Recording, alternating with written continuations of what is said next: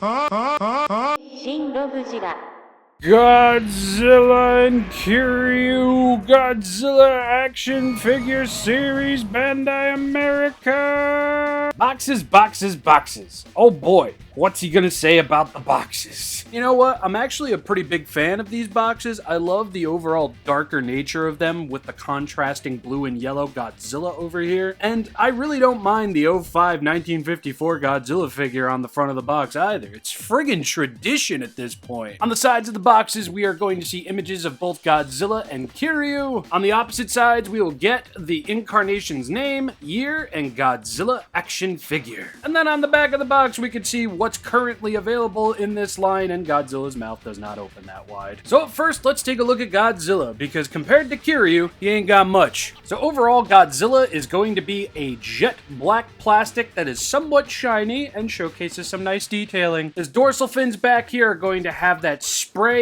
or printed on? It almost looks printed on, doesn't it? White and gray paint for his dorsal fins. Lovely little detailing showcased over here. And unlike Bandai Japan, Bandai America, allegedly, has painted the dorsal fins all the way to the tip of the tail. Excelsior. Gonna get some nice paint work over here on the claws. Paintwork, print work, whatever you want. Although like the movie monster series, they'll only be painted on one side. And the same thing will be going on with Godzilla's toenails over here. Really like that little hint of purple going on there. Same for the other side. Godzilla's eyes will be nice and vibrant orange with a little pupil and iris in there for good measure. And while they don't fill up the whole eye, I think these look pretty good. Except that front-on shot is just hilarious. Articulation spoiler.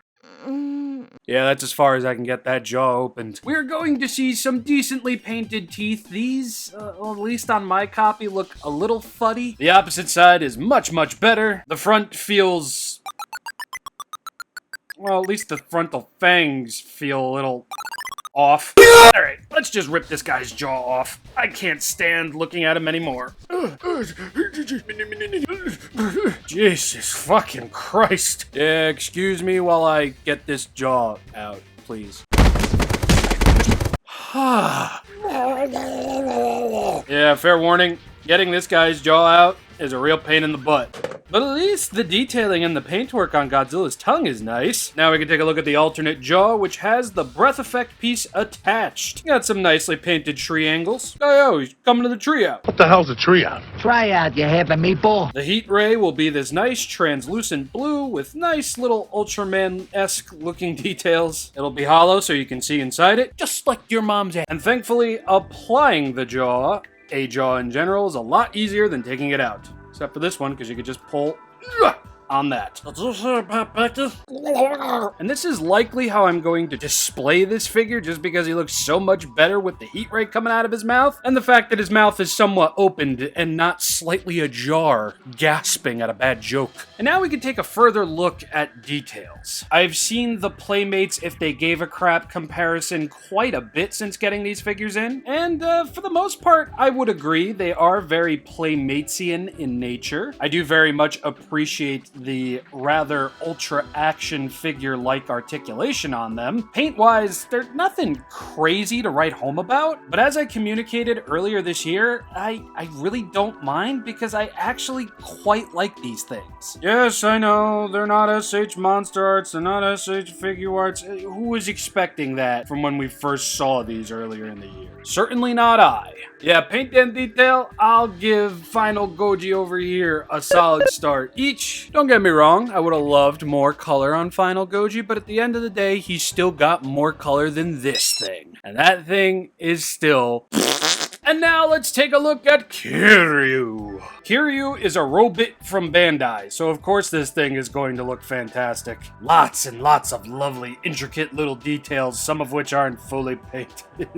But I will not deny that I think this figure looks really, really nice. Whatever plastic they molded this guy in, it gives off that shiny, almost see-through vibe to it, and I really dig that. It's very reflective, it's very shiny, it doesn't feel like one solid color, and the details overall shine something fierce. Granted, yes, some of it can get a bit lost in the monotony, but again, I'm quite digging this. The Ultra Action series of just Godzilla figures instead of Ultraman. Bandai America, Bandai overall, I think did a fantastic job on these. Especially when it comes to Kiryu, a character that is just teeming with details. Oh yes. There's a lot of little details on this figure that I really wasn't expecting to see, but I am super glad actually exists on this thing. I know it's not going to win everybody over, but it certainly won me over. Solid star in terms of detailings. Now to continue on with the paint, Kiryu's teeth this go around are actually going to be black, and I think the only reason they painted these things black is just because if they left it unpainted, he would have looked toothless. And definitely not as cute. Yeah, we got the red scars or tear streaks on his cheeks. Got the little red camera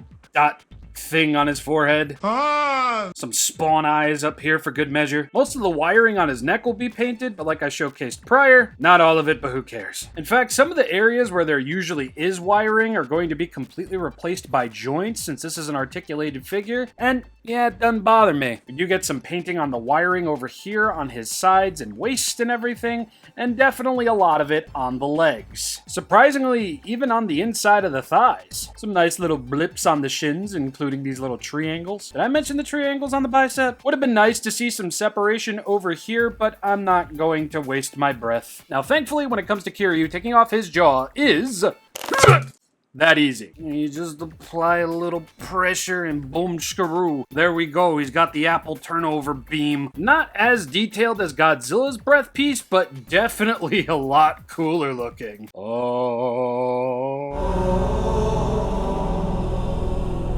This is the proper representation of a friend of mine who always got drunk at high school parties and threw up. Bro just looks cool with the beam applied. And I positively love it. Solid star in terms of paint and details. And since I didn't mention it before, both figures are going to get solid stars for accessory inclusions. Because hey, we finally got articulated Godzilla figures with beams and you don't have to pay extra for it. Nice. Now why don't we take a look at some size comparisons and then we'll cover articulation and posability. Godzilla will be standing at just under 6 inches tall.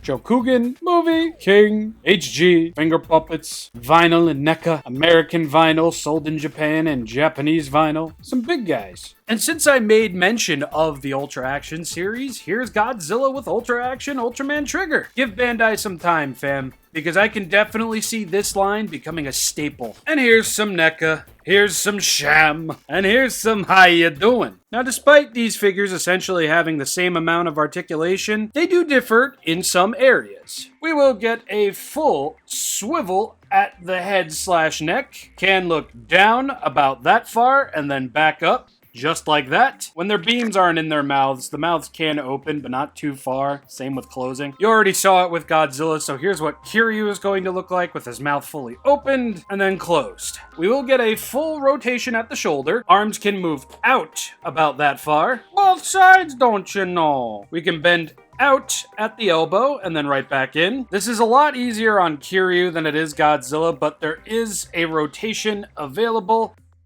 at the elbow. Holy crap. Do be careful. At the wrist, you can go up and down and all around. You can, of course, pull the hand off, and if you'd prefer Godzilla's hands going side to side instead of up and down, it is entirely possible. We will not get anything at Godzilla's torso. Legs can move out about that far. Full swivel at the thighs. Knees can bend in about that far and then right back out. Up and down motion at the ankle. Full swivel. I don't think there's a swivel at the knee, but there will be a ball joint at the tail over here, allowing you to fully rotate, go up and down, side to side, ever so not crazily. Ball joint at the mid portion of the tail, and a ball joint at the tip of the tail. Now, Kiryu over here can essentially do all of that, but there are some variations to his articulation. His legs can move out about the same, but they're not going to be able to go all the way around without falling off. And it's mostly because of all the stuff on his thighs over here. And when it comes to his tail over here, he's going to have a much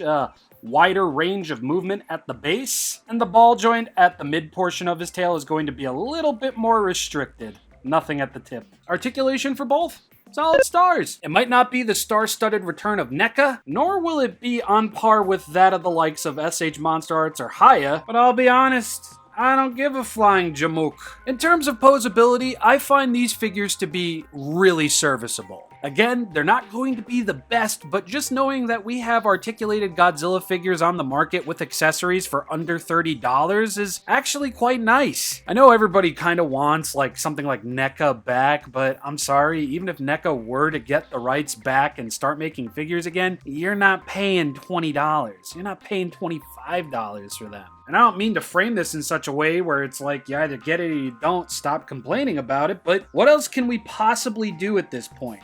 Not much. I like what Bandai is offering with these, and I'm really hoping the entirety of the line isn't going to be these evergreen choices. I hope we're going to see some deep cuts eventually. I know that they need to go evergreen to get the line started. But one way to really wow a fan base is to drop a figure for a decent enough price that rarely ever gets seen. Megalon? Violante? Gabara? Yeah, I might be, no. But anyway, I have been ShinRobjira. I do so hope you all enjoyed. Check out my social media, including my Patreon, where you'll get access to videos like this, sometimes hours before release, weeks and months. And when next we meet, I will either be talking about the -1 Heat Ray Movie Monster Series figure, or the Color Renewal Space Godzilla figure. Either or. See you then. Peace.